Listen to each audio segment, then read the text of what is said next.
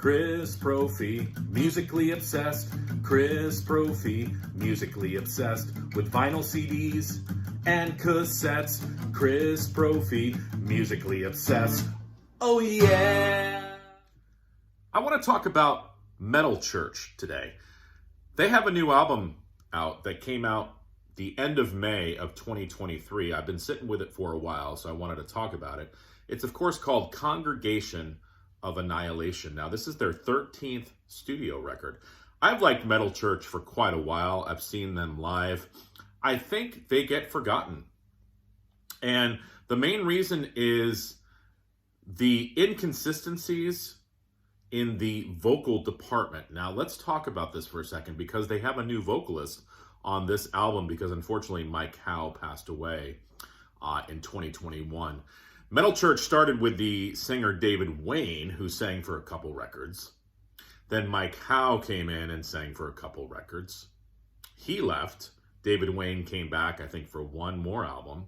Then he left again. And then Ronnie Monroe came in. He actually sang for like 4 records. He left. Mike Howe came back. Unfortunately passed away after a couple records. And then they bring in a singer named Mark Lopes. Now, reading up on Mark Lopes, I guess he sang for a couple other bands that I don't know, Ross the Boss and Let Us Pray.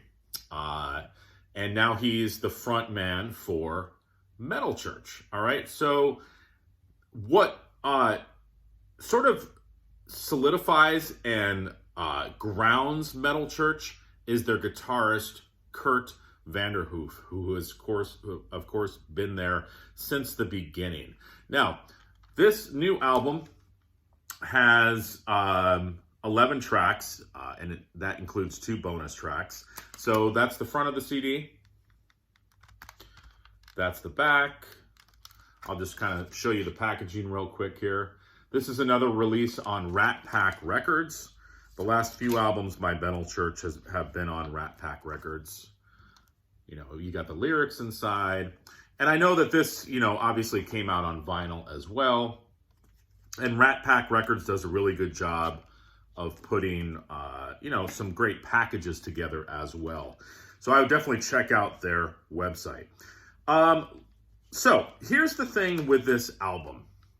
The songs are very strong. Like I said, Kurt Vanderhoof is still, taking this band down that classic heavy metal, bordering on thrash route that they've been doing forever.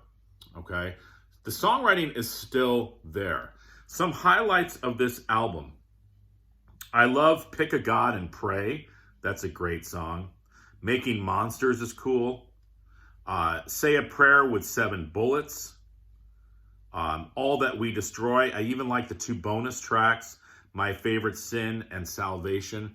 Just really, really gritty metal classic riffs that you just want to bang your head to.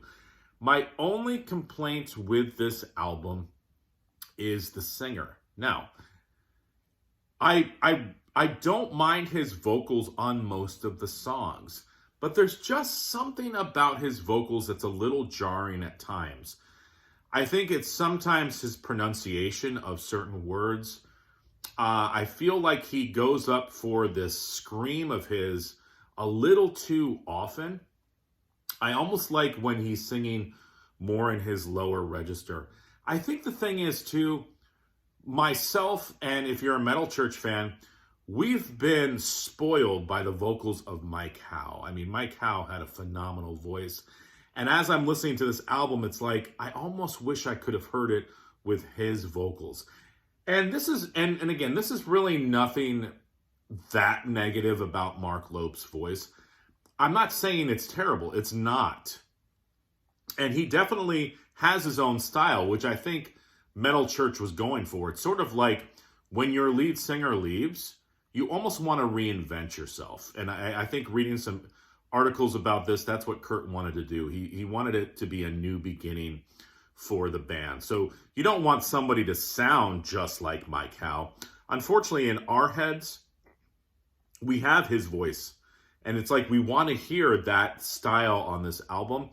And Mark has more of a gritty, sort of not as polished sound to his voice.